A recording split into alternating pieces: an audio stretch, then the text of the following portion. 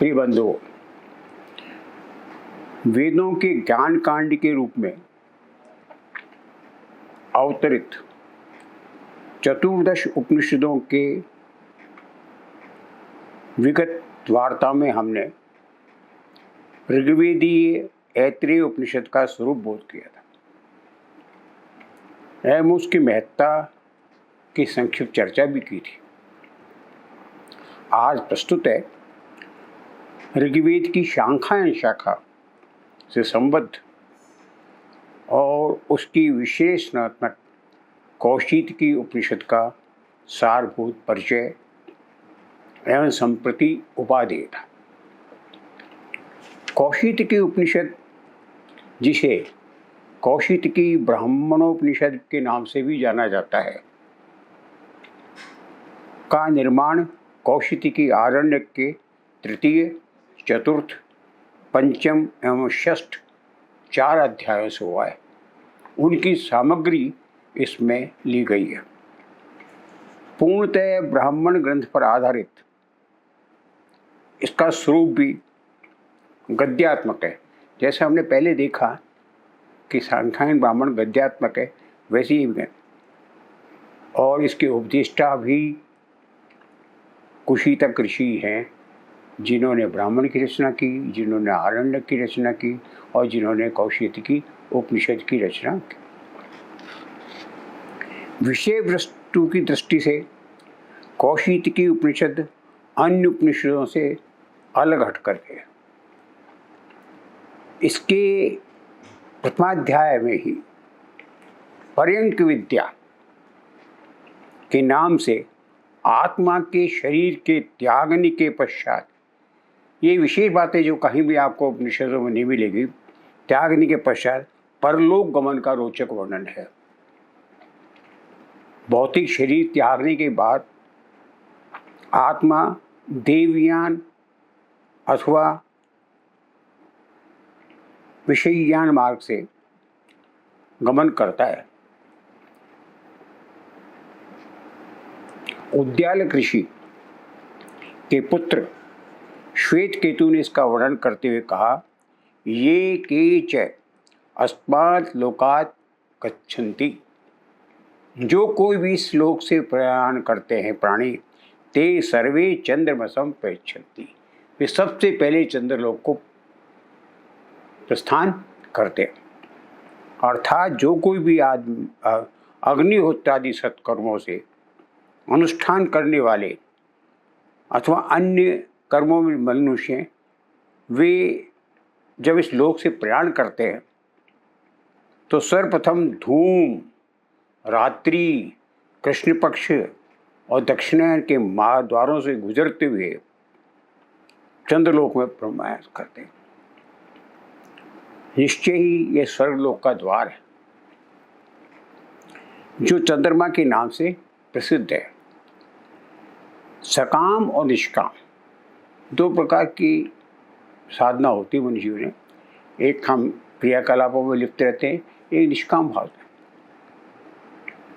दोनों प्रकार के पुरुष इसमें पहुंचते हैं। ये कहा गया कि नहीं, सीधे नहीं, सीधा कोई व्यक्ति नहीं जाता। निष्काम भी पहले चंद्रलोक में जाएगा, वहाँ से फिर अगली यात्रा शुरू करेगा, और सकाम भी चंद्रलोक में जाएगा, फिर वहाँ से यात्रा शुरू करेगा। जहाँ सकाम पुरुष अपने कर्म के अनुसार स्वर्ग और नरक भोग कर पुनः इस धरा पर अपनी पूर्व वासना, जो आपकी मृत्यु के समय वासना थी, भावना थी, उसके अनुसार पुनः जन्म लेगा। वो कोई भी जन्म हो सकता है, कीट पतंग भी हो सकता है, पक्षी और व्याघ्र भी हो सकता है, मछली भी हो सकती है, सर्प भी हो सकता है, और फिर अगर उत्कृष्ट विचार लेके मरा हुआ है उस पर, तो मनुष्य की योनि में फिर दोबारा सकता है। किंतु जो निष्काम कर्म करने वाला व्यक्ति है, वो अपना अनुष्ठान करने वाला है, वह अपने शुभ संकल्पों से ऊपर की ओर यात्रा प्रारंभ करता है और ब्रह्मलोक में पहुंच जाता है। इस प्रकार दोनों के मार्ग भिन्न भिन्न होते हैं। सकाम कर्म करने वाला कर्मानुसार भोग जन्म लेगा, निष्काम पुरुष ब्रह्म में ले आके लीन हो जाएगा। इसी अध्याय में गमन के दो मार्ग भी बताए, देवयान मार्ग और पितृयान मार्ग, जिनका कालांतर में भगवद गीता में भगवान श्री कृष्ण ने भी स्पष्ट उल्लेख किया है। कौशिकी उपनिषद का सर्वाधिक चर्चित और महत्वपूर्ण प्रकाश देवयान मार्ग से प्रस्थान करने वाले लोगों का आत्मा है। जहाँ पितृयान मार्ग से गमन करने वाला आत्मा स्वर्ग नरक भोग कर पुनः वापस आता है, देवयान मार्ग से गमन करने वाला निष्काम सर्वप्रथम अग्निलोक में, हमने कहा ना ब्रह्मलोक में पहुंचेगा, सीधा ब्रह्मलोक नहीं पहुंचता, पहले अग्निलोक में पहुंचेगा, जहाँ क्रमशः फिर वायुलोक में।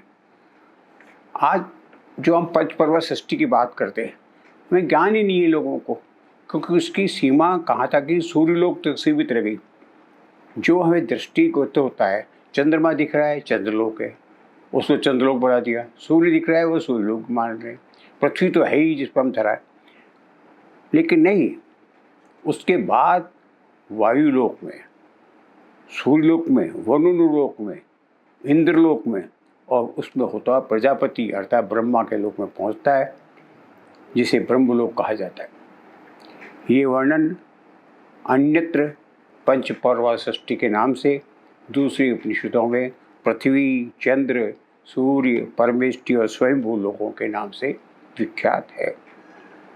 ब्रह्मलोक में पहुंचकर उस निष्काम पुरुष का कैसा स्वागत होता है, कैसा अद्भुत ब्रह्म है ब्रह्मलोक, कैसी है उसकी संरचना, इसका रोचक और अद्भुत वर्णन कौशिकी उपनिषद में की अपनी विशेषता है। ब्रह्मा जी के निवास स्थान, उनके परिचारक परिचारिकाएं का स्वर्गीय सत्कार होता है, किस प्रकार ब्रह्मलोक पुरुष ब्रह्मलीन होते, इसका अद्भुत वर्णन कौशिकी उपनिषद में है। कौशिकी उपनिषद में प्राण विद्या भी विशेष महत्व रखती है।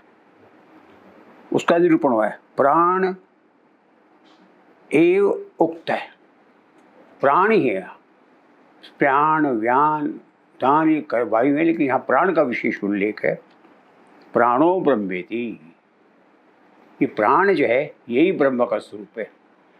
और स्वाभाविक रूप से लौकिक जगत में देखा भी जाए तो प्राण निकले काम से बात, उसको आप वायु का नाम दे दीजिए, उसको प्राण का नाम दीजिए, वो प्राण ब्रह्मेति, ये उक्त ब्रह्मेति, प्राण ब्रह्मेति उक्त, केंद्र भी ब्रह्मा है वहाँ पहुँचने का, और यहाँ से निकलने वाला प्राण भी ब्रह्मा है, दोनों का स्वरूप समान बताया गया।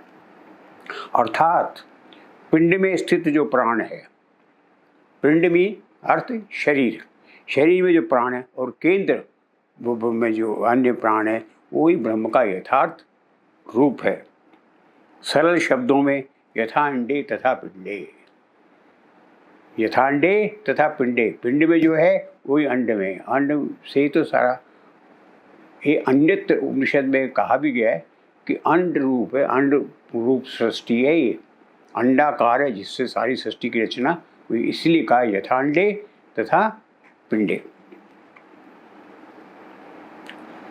जीव और ब्रह्म में तादात्म्य स्थापित करने का इससे अच्छा और कोई अधिक प्रयास नहीं हो सकता। उपनिषद के तृतीय अध्याय में बताया गया है कि किस प्रकार काशीराज देवोदास प्रतर्दन ने इंद्र से आत्मविद्या का उपदेश ग्रहण किया, और उसके अनुसार प्राण से उसको प्रज्ञानात्मा के रूप में उक्त तक ले गया। ऐतिहासिक दृष्टि से फिर कौशिकी उपनिषद में काशीराज प्रतर्दन अजातशत्रु का विशेष उल्लेख हुआ है। भौगोलिक रूप में उशीनर, कुरु, पांचाल, माही, काशी, विदेह, इन सब जनपदों का ऐतिहासिक महत्व उपनिषद में है, जो वर्तमान में मध्य, पूर्व और पूर्वोत्तर भारत के नए नूतन नामों से प्रचलित है, जिनमें काशी तो आज भी अपने पूर्व नाम से ही विख्यात है। कौशिकी उपनिषद का एक महत्वपूर्ण पक्ष है इसकी संवादमात्मक शैली। अन्य जगह कई जगह हमको गेय शैली मिलती है, पर ये एक ऐसी उपनिषद है जिसमें गुरु शिष्य की परस्पर संवाद है और संवाद के माध्यम जिसके कारण यह अत्यधिक रोचक और स्पष्ट है।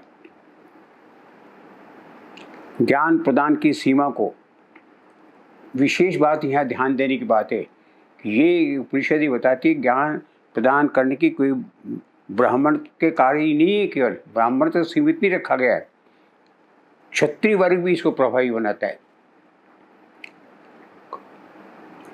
जैसे उदाहरण के लिए काशीराज अजातशत्रु का शिष्य के रूप में ज्ञान प्राप्ति हेतु उससे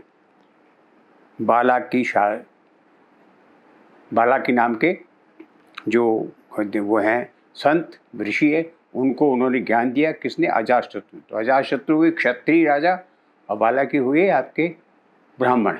तो ये कोई निश्चित सीमा नहीं है कि ब्राह्मण ही ज्ञान प्रदाता था, उस युग में क्षत्रिय भी ज्ञान प्रदाता का कार्य करता था।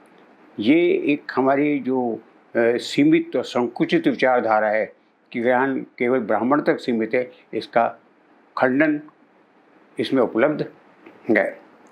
सारांशतः कौशिकी उपनिषद प्राण विद्या पर आधारित एक आदर्श उपनिषद है जिसने प्राण को ही आत्मा का स्वरूप बताया है, प्रतीक सिद्ध किया है और उसका कारणभूत भी उसी को है।